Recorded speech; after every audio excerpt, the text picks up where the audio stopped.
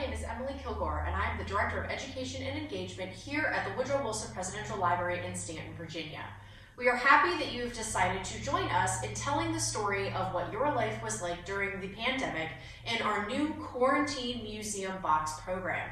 This box will allow you to think like a museum staff person, help you collect information, understand what it means to put an artifact in a safe place, and eventually help us develop a new exhibit here at the Woodrow Wilson Presidential Library called Making History in the Present.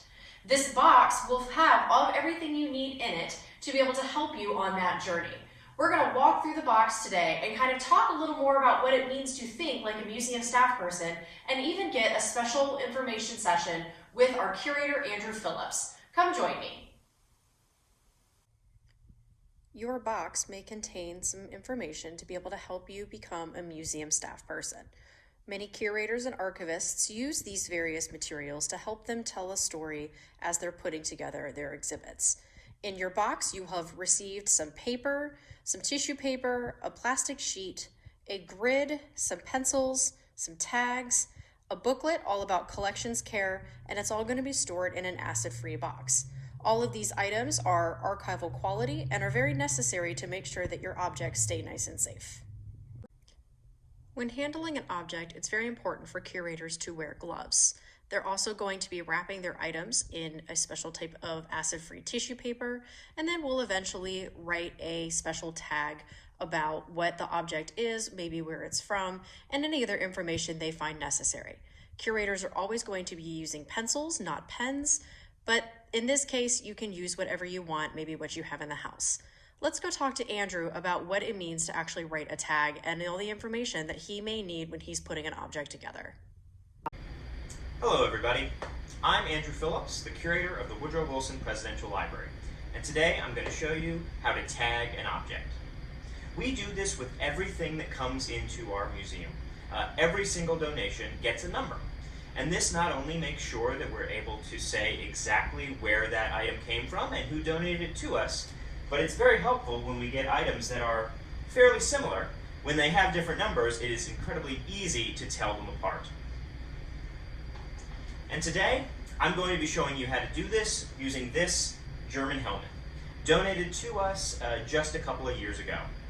And in order to do so, I have some very sophisticated technology. I have an acid-free paper tag and a number 2 pencil.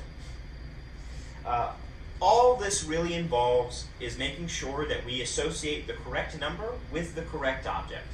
This one I know was donated in 2019. It was the 7th donation of that year, and it is the 4th item in that donation. So the number I'll write on this tag is 2019 007 004. Once the number is on the tag, we want to attach it to the object itself. And this is trickier than it might seem.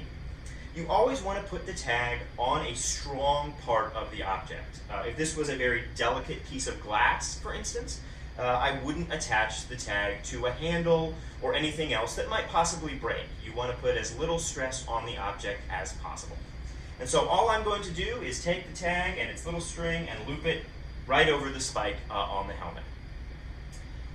Now, not all objects should be given a tag. Every object needs a number, but some are too delicate to try to attach a tag to them.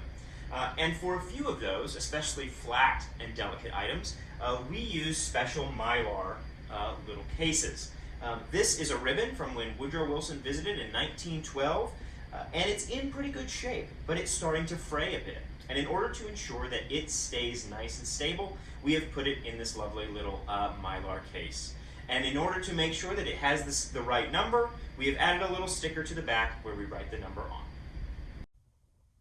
After museums safely tag all of their objects, the idea now is to decide whether it's going to be an exhibit piece or be used for education. What you see on the screen here is actually our World War I trunk that we use in the education department to teach people about World War I. All these objects have been accessioned or placed into the archives and then used within education to be able to tell a story.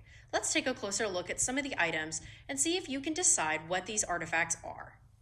This object right here is one of the items in our trunk that was given to every World War I soldier that would have been working in the trenches. Now during World War I, they were living and fighting in something called trench warfare, which was basically like fighting in ditches in between two areas of land where they would be firing and attacking at each other. This object right here was very, very important, but it had nothing to do with fighting. Can you guys take a guess at what it might look like? Did you figure out what this item is? It's actually a gas raid siren. It would be given to a soldier in the event of a gas attack. If they saw the gas coming in the distance, they would be able to hold this up high over their head and swing it around, and it would make a really loud noise. Let's see what that noise sounds like. Let's try another item. This item right here was issued to every single soldier that was serving in the US Army, or the American Expeditionary Forces, as they were called then. Do you guys want to take a guess at what might be inside this bag? Go ahead and take a minute. All right, now that you guys have had a minute, what do you guys think is inside this bag?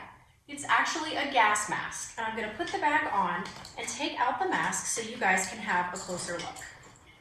So this gas mask would have been placed over a soldier's face, and it would have a special breathing tube that would be attached to a special filter filled with charcoal to be able to keep the air nice and clean in the event of a gas mask. Most soldiers had to wear these anywhere from a couple of minutes to a couple of hours and even a couple of days, depending on the type of gas attacks that were happening. It doesn't seem very fun, does it? Now, you have officially completed what we call in the museum field artifact analysis. This is when museum staff go through an object after it has been brought into the museum and decide what it actually is. This process happens before anything like tagging or putting away or even making an exhibit can happen. Now, you guys can use what is in your quarantine museum box and think about objects that are around you. Is there anything that you would think could be a good artifact to tell your story during the pandemic? Go ahead and stick it in the box, maybe tag it, write a small story about it. You get to help make the museum.